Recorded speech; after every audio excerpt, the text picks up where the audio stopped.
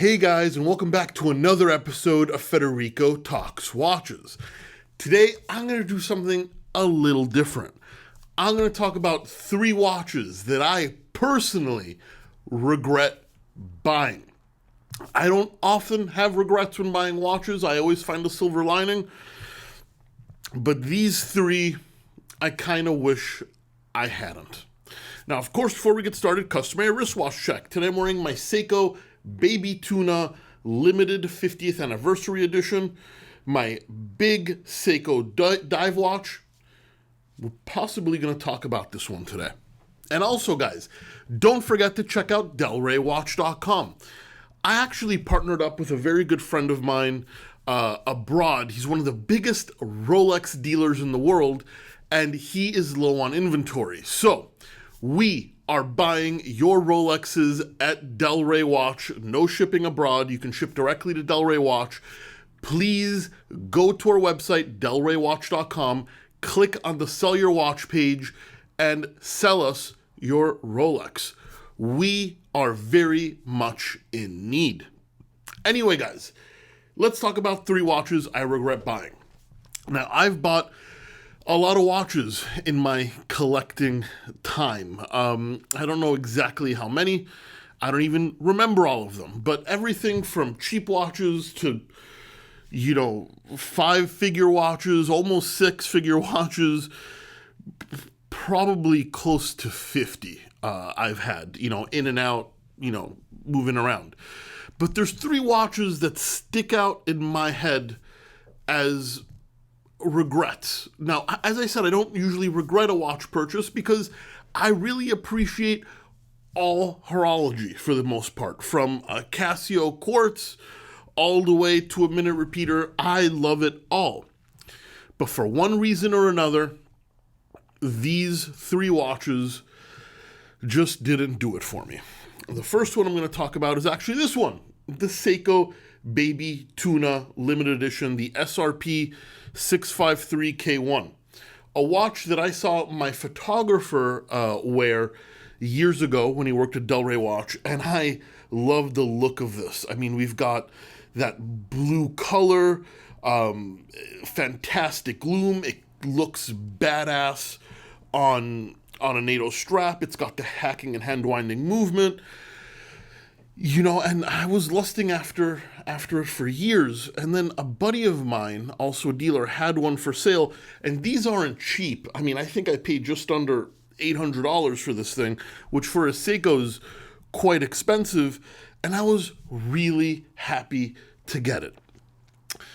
Until I had to wear it for more than a few minutes.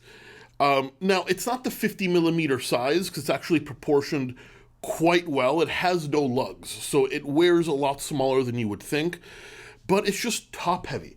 The watch always kind of turns around, and you might say, Federico, just tighten your strap. The strap is really tight as it is. It's just massively top heavy, and then the rubber strap that came on it was super long and meant for a wetsuit. Now, I'm more of an on top of the boat guy than below the boat guy, so I've never worn a wetsuit, and I doubt I ever will. Definitely not a diver. I just love the look of this thing. But it doesn't matter what strap I put on, doesn't matter how tight or loose I wear it, it is just massively uncomfortable, massively impractical, and I can definitely see a professional diver loving this thing, but for me, absolutely not. Now, the only reason I have not sold this is because I love looking at it, right? I just think it's a crazy good looking watch. I dream of the time that I can wear it correctly, but that time is never gonna come, I don't think. So eventually I will sell this. Next is a watch I adored. One of the favorite watches I've ever gotten, but it just didn't work for me. And it was the Chopard 1860 Luke with the less special 396 movement, but still very, very special. Now, I bought this years ago when I was working retail. I bought it from a customer.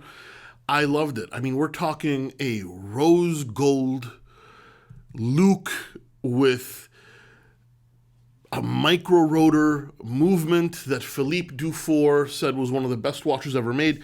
he was quoting the 196 movement. I had the 396. They're basically the same movement platform, but the 396 was made on a budget. Still a very cool watch. I loved it. And the 36 millimeters, actually not too small for me, or so I thought, because I appreciate smaller watches. Bought the watch, I loved it, but at 36 millimeters, the lugs were so short that it just did not fit me well at all.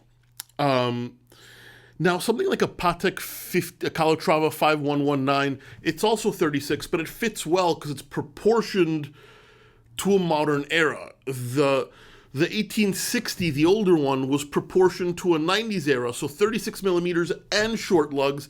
It looked absolutely ridiculous on me. It wore like a 33 millimeter. And I tried to kind of love it, especially because the movement was awesome, but it ended up sitting in the watch box. And then, this was years ago, probably 2009, I was going through a rough patch at one point and I didn't have enough money to pay rent, so I sold the watch and I paid my rent. So I don't regret selling it because it put a roof over my head for a month, but I regret buying it just because it was more something kind of like this that I loved to look at and I loved what it stood for, but it just did not work for me. And then last but not least, this is my first luxury watch purchase. Around 2006, 2007, it was a Baume Mercier Classima in quartz. What a handsome watch this was. One of my best friends at the time, Shane, he had a classima chronograph automatic that he got for, I think, graduating college. And I love that watch. It was really handsome. It looked like an IWC Portuguese, and that made sense because Baume Mercier and IWC were both owned by Richemont. They still both are owned by Richemont. But I couldn't afford the $2,000. So one day, I strolled into Tourneau, and I paid full price for this Baume Mercier Classima quartz, which in 2006, 2007 was like $1,100 plus tax. It was not inexpensive. And I just didn't know much about watches back then. I didn't know that $1,100 could get me a ton more, especially pre-owned, especially not buying from brick and mortar, and especially in 2006, 2007 when prices were a lot lower. I mean, heck, even today, $1,000 gets you a really nice vintage Longines. But no, I got the Baume Mercier Classima quartz, and to this day I think it's a very handsome watch, but I got it as a stopgap because I couldn't afford what I really wanted. And then as I got into watches and the beginning of my watch collecting journey, I became a snob, and I got rid of it because it was quartz. Now, once again, nothing against quartz now. You know, I like quartz now. Back then, I wasn't having it. And even now, I don't think this is the right watch for me. It was just a boring quartz dress watch that I wished was manual. So yeah, I got rid of that one. I bought it simply because I couldn't afford the one I really wanted, so I thought this would scratch the itch, and it did for like a week. And then, you know, I realized the $1,000 mistake I made. So yeah, we got the Seiko Baby Tuna, the Chopard 1860 396, the Baume Mercier Classima, three of the rare occasions of watches that I regret buying. Guys, let me know if you have any regrets in the comments section below. And if you enjoyed this video, please give it a thumbs up. It really does help. Don't forget to subscribe so you don't miss any more content. And of course, I will catch you in the next one. Take care.